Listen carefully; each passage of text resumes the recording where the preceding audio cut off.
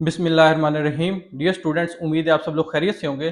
Students, आज की इस वीडियो में हम physics class 12 unit number 16 statistical mechanics and thermodynamics के शॉर्ट क्वेश्चन सोल्व करने जा रहे हैं।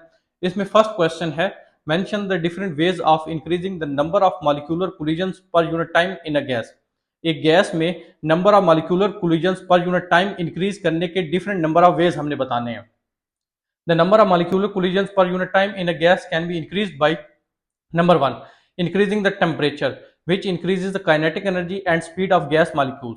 आप गैस का टेम्परेचर इंक्रीज कर दें, इससे क्या होगा, गैस मॉलिक्यूल्स की काइनेटिक एनर्जी इंक्रीज करेगी और as a result of which gas molecules की स्पीड इंक्रीज कर जाएगी।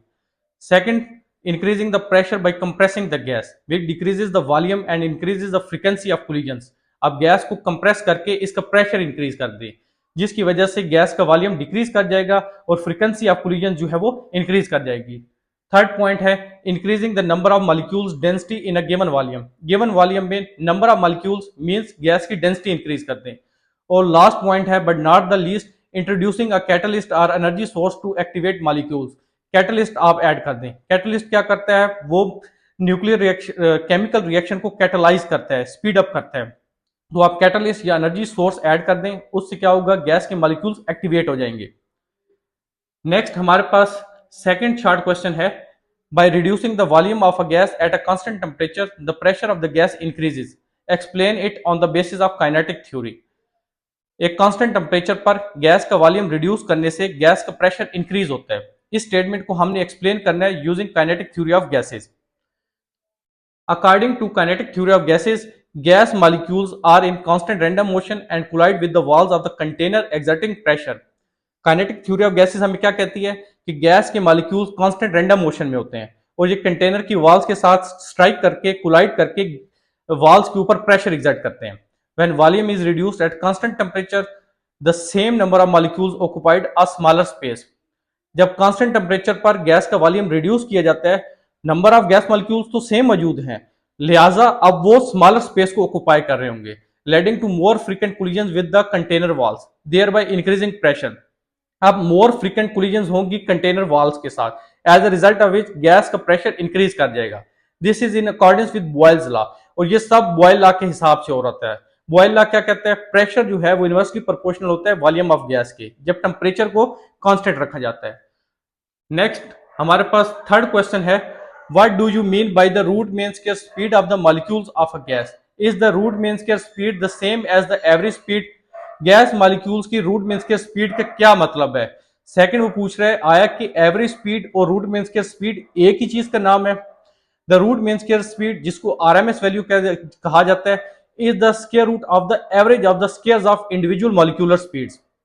जो आरएमएस वैल्यू होती है, रूट मीन स्क्वायर स्पीड होती है, ये इंडिविजुअल मॉलिक्यूलर स्पीड्स की एवरेज का स्क्वायर रूट होता है और इसको कैलकुलेट करने का फार्मूला होता है V R M S equal to square root 3 kT by M. It is not the same as average speed. Root mean square speed और एवरेज स्पीड दो मुख्तलिफ स्पीड्स का नाम है। The average speed is the arithmetic mean of all molecular speeds. Average speed molecular speeds का arithmetic mean है। Ideal gas के लिए रूट मीन स्क्वायर स्पीड और एवरेज स्पीड के दरमियान रिलेशन होती है V R M S approximately equal to 1.09 times the average speed. Next fourth question है, why is the temperature below absolute zero not possible. Below absolute zero temperature क्यों possible नहीं होता। Absolute zero वो temperature होता है जहां molecular motions nearly stop हो जाती हैं और सिस्टम की एंट्रोपी मिनिमम होती है। Temperature below zero kelvin implies negative absolute energy which is not possible in classical thermodynamics. Temperature below zero kelvin का मतलब है जो एब्सोल्यूट एनर्जी है वो नेगेटिव है, और ये चीज क्लासिकल थर्मोडायनेमिक्स में इम्पॉसिबल होती है। फिफ्थ क्वेश्चन है, estimate the average energy of a helium atom at the temperature on the surface of the sun 6000 kelvin. Sun की सरफेस का टेम्परेचर 6000 केल्विन होता है। हमने 6000 केल्विन के टेम्परेचर पर हीलियम एटम की एवरेज एनर्जी कैलकुलेट करनी है। Average translation energy of gas molecule particle is, किसी भी गैस पार्टिकल की average translational kinetic energy calculate करने का फार्मूला होता है 3/2 kBT। यहाँ पे T जो है वो टेम्परेचर है जो कि गिवन है 6000 केल्विन। KB या K ये बोल्ट्जमैन कांस्टेंट है, इसकी वैल्यू होती है 1.38 इंटू 10⁻23। तो यहाँ पे आप K और T की वैल्यू पुट कर दें, 3/2 ऑलरेडी एक कांस्टेंट है, तो हमारे पास average translational kinetic energy of gas molecule आ जाएगी 1.24 into 10⁻⁻19 joule. Next 6th question है, show that the ratio of the root mean scale speeds of molecules of two different gases at a certain temperature is equal to the square root of the inverse ratio of their masses। हमने क्या show करना है कि certain temperature पर दो different gas molecules की root mean square speed की जो रेशियो है वो इक्वल होती है square root of the inverse ratio of their masses की। आरएमएस स्पीड कैलकुलेट करने का फार्मूला होता है square root 3 kT by M. K Boltzmann constant है, टेम्परेचर इस केस में एक कांस्टेंट है, मैस जो है सिर्फ वो डिफरेंट होगा टू डिफरेंट गैसेस का। क्योंकि दो गैसेस हैं, एक को गैस 1 कह लेते हैं, एक को गैस 2 कह लेते हैं। तो गैस 1 के लिए जो हमारे पास आरएमएस स्पीड है फॉर एग्जांपल उसको हमने v1 कह दिया और ये इक्वल होगी square root 3 kT by m1। सिर्फ मैसेज में डिफरेंस है ना, के भी कांस्टेंट है और टेम्परेचर भी इस केस में कांस्टेंट है। सिमिलरली गैस 2 के लिए जो हमारी आरएमएस स्पीड होगी वो होगी v2 equal to square root 3 kT by m2।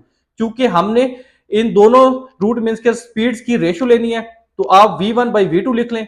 ये जो टर्म है स्क्वायर रूट 3 kT ये ऊपर नीचे कट जाएगी और हमारे पास v1 बाई v2 आ जाएगा square root m2 by m1। तो आप देख सकते हैं RMS speed ratio is equal to the square root of the inverse ratio of their molecular masses. Next हमारे पास 7th क्वेश्चन है, differentiate between the formation of white dwarfs and neutron stars. White dwarf भी एक star की ही type है। White dwarf form from stars with initial mass less than 8 solar masses. White dwarf star से form होता है और इसका इनिशियल मास 8 सोलर मैसेज से लेस होता है। After red giant phase outer layers are ejected and the core becomes a white dwarf. After red giant phase outer layers eject होती हैं और कोर पे व्हाइट डॉर्फ की फॉर्मेशन हो जाती है। Neutron stars form from stars with initial mass greater than 8 solar message. Neutron star भी star से फॉर्म होता है लेकिन इसका इनिशियल मास 8 सोलर मैसेज से ग्रेटर होता है। यही मेन डिफरेंस है न्यूट्रॉन स्टार्स और व्हाइट डॉर्फ्स में। After supernova explosion the core collapses into an extremely dense neutron star. जब सुपरनोवा एक्सप्लोजन होती है तो कोर कोलैप्स कर जाती है और एक एक्सट्रीमली डेंस न्यूट्रॉन स्टार की जो है वो फॉर्मेशन हो जाती है। नेक्स्ट हमारे पास 8th शॉर्ट क्वेश्चन है, why do the gases at low temperature and high pressure show larger deviation from ideal behaviour. Low temperature और हाई प्रेशर पर गैसेस आइडियल बिहेवियर से लार्ज डिविएशन क्यों शो करती हैं? At low temperatures and high pressures the intermolecular forces and finite molecular volumes become significant. Low temperature और high pressure पर intermolecular forces और finite molecular volume significant हो जाते हैं। The assumption of kinetic theory break down. अब हमारे पास जो assumption होती है जो जिसकी बेस पे kinetic theory of gases base कर रही होती है वो यहाँ पे ब्रेक डाउन हो जाती है। And real gases no longer behave ideally. Attractive forces reduce pressure and finite volume makes the effective volume less than expected। Low temperature और हाई प्रेशर पर अट्रैक्टिव फोर्सेस प्रेशर को रिड्यूस कर देती हैं और फाइनाइट वॉल्यूम जो है ये अफेक्टिव वॉल्यूम को लेस कर देता है then the volume expected. Question number 9 है, what distinguishes degenerate matter from regular matter. Regular matter और डीजेनरेट मैटर में हमने डिफरेंस बयान करना है। Degenerate matter is a highly dense state in which pressure is provided by the Pauli exclusion principle rather than thermal motion। Degenerate matter भी matter की ही एक state है जो कि हाईली डेंस होती है और इसमें प्रेशर प्रोवाइड होता है पॉली एक्सक्लूजन प्रिंसिपल से। It is found in white dwarfs and neutron stars. White dwarfs और न्यूट्रॉन स्टार्स में डीजेनरेट मैटर पाया जाता है। Regular matter follows classical gas laws while degenerate matter does not. Regular matter classical gas laws को follow करता है जबकि degenerate matter classical gas laws को फॉलो नहीं करता। नेक्स्ट हमारे पास क्वेश्चन नंबर 10 है, show that the temperature of ideal gas is directly proportional to the average translational kinetic energy of gas molecule. Average translational kinetic energy equal होती है 3/2 kT। यहां से आप देख सकते हैं इस रिलेशन से कि टेम्परेचर डायरेक्टली प्रोपोर्शनल है average kinetic energy of gas molecules के, और यही हमने शो करना था कि temperature of ideal gas is directly proportional to the average translational kinetic energy of gas molecules. Next question number 11 है, what happens to the electrical resistance of a superconductor when it is cooled below its critical temperature। जब एक superconductor को इसके critical temperature से below cooled किया जाता है तो इसकी इलेक्ट्रिकल रेजिस्टेंस के ऊपर क्या इफेक्ट होता है? When a material is cooled below its critical temperature, its electrical resistance drops to zero. It becomes a superconductor and allows current to flow without any energy loss। जब किसी material को इसके critical temperature से below cool किया जाता है तो इसकी इलेक्ट्रिकल रेजिस्टेंस जीरो हो जाती है और ये एक सुपर कंडक्टर बन जाता है और विदाउट एनर्जी लॉस इसकी करंट जो है वो फ्लो कर सकता है। नेक्स्ट क्वेश्चन नंबर 12 है, what are some potential applications of superconductors in transportation. Transportation में सुपर कंडक्टर्स की कुछ एप्लीकेशंस हमने बतानी है। Applications include magnetic levitation trains with near zero friction. ये जो मैग्नेटिक लेविएशन ट्रेन्स होती हैं ये जापान में बहुत कॉमन है। Super conducting Motors for ships and submarines.